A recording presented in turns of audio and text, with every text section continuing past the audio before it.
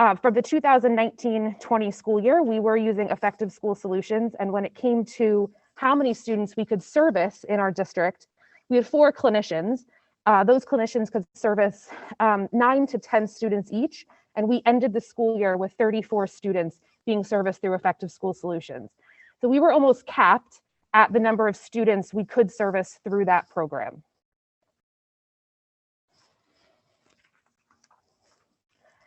Dr. Sargent and I made a presentation to the board last school year, and we made a commitment to the district. And that commitment really involved focusing on the mental health needs and outcomes of all students, not just students in ESS. Specifically looking at how we worked with our elementary and middle school students and to support their emotional and mental health needs as it related to accessing their education. We maintained that we wanted to keep the current intensity of the programming, not to diminish by any means the hard work of the effective school solution clinicians. Those relationships and the work that they did was very important, and we were committed to continuing that work.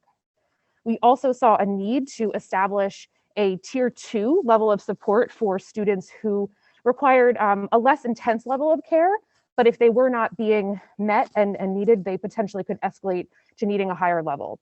That was our commitment that we had discussed last school year.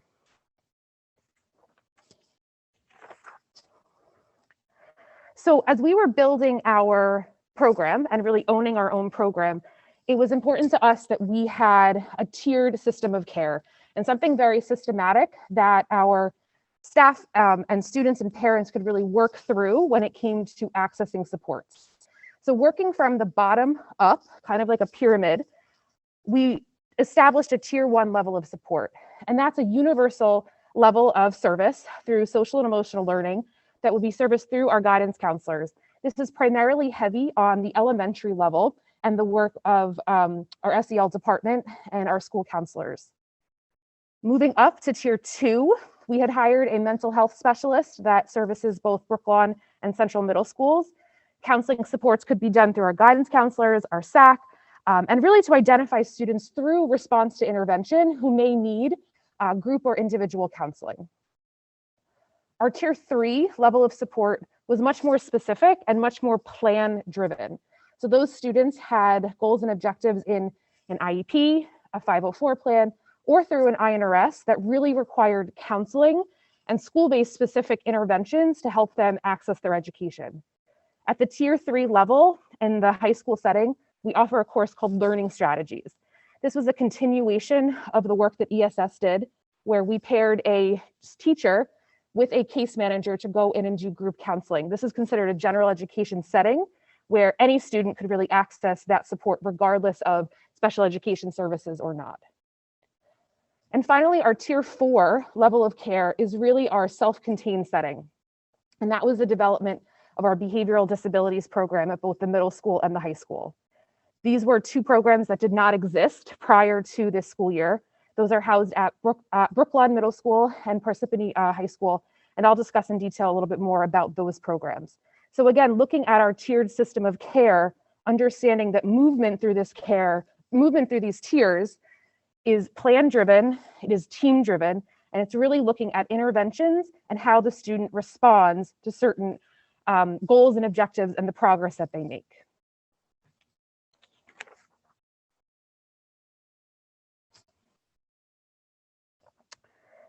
So introducing Strive, students thriving and reaching individual victories every day. This was a name that was created by Chris Walk and his team over at Intervale, so I would like to give credit where credit is due. The Intervale Elementary School developed a BD, IEP-driven program that we really looked at the students in that program that would eventually come up to secondary level and how could we support them with what they were currently getting. So using Chris's team over at Intervale as a pilot from last year, we developed our own Strive program, which is now in place at all 4 secondary schools. And I want to just make it clear that not every school looks the same. We really had the luxury of building our program based off what our students need. Certain schools needed certain or different programs, so not everything is exactly the same, but every school does have supports through that tiered system of care in place. We were able to dedicate school psychologists and social workers at every secondary school. And I listed the number of students that we're currently serving in those programs. And those numbers are growing maybe weekly, monthly. So those are looking to increase. We do have a referral system in place. And this is really done again through an INRS team, a 504, or an IEP team. Guidance counselors and child study team members have ongoing articulation meetings on the building level with their administrators regarding supports, progress, and potential needs for students. So parents can get in contact with their guidance counselor through a referral process and kind of initiate that tiered system of care. At the middle school level, separate from Strive, but still part of that tiered system of care, would be that mental health specialist at Brooklawn and Central, who's currently working with about 25 to 30 students.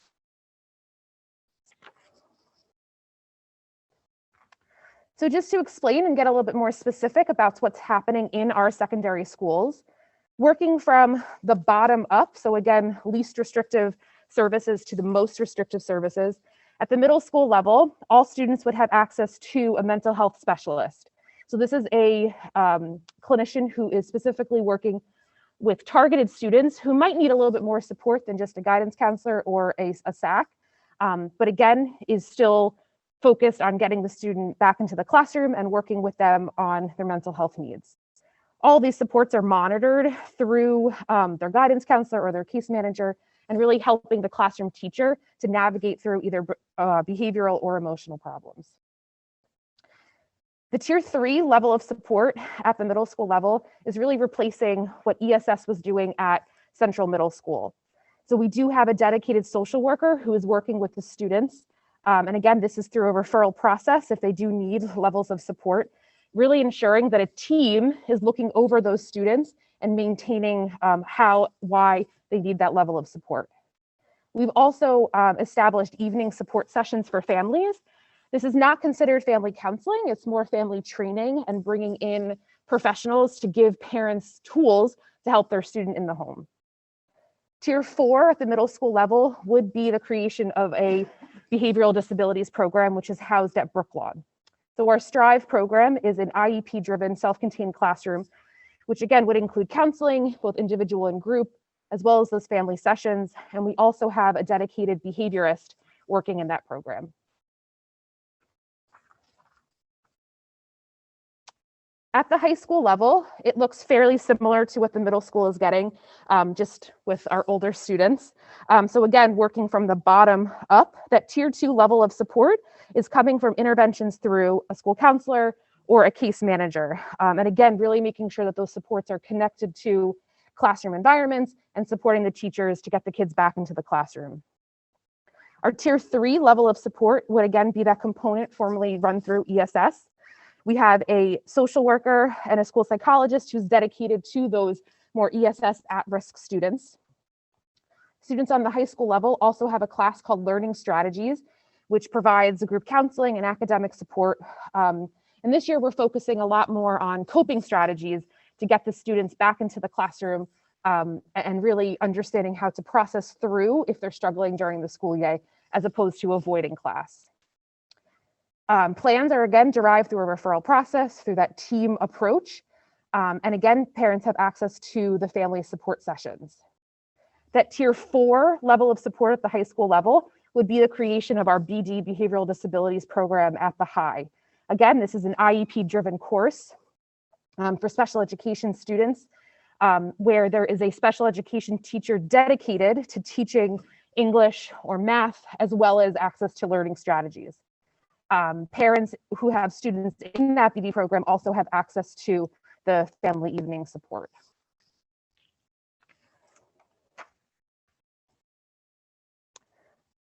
One of the commitments that we had made last year was ensuring that parents were involved in this process and making sure that we really established a connection for home, school, and community. So parent outreach was very important to us. We established Family Connections, which is that family parent monthly training that we offer for our targeted families. We're running monthly sessions every month. We had our first one back in October, where we had a presentation on how parents could access Google Classroom and Genesis, really helping parents to navigate the technology when it comes to distance learning in our current climate. Our speaker for November is a trained school psychologist who works at the university setting, who focuses on anxiety and depression, and again, connecting families to tools to help their students in school. We did survey parents, and we got some feedback as to what topics they would like to talk about or kind of hear more about.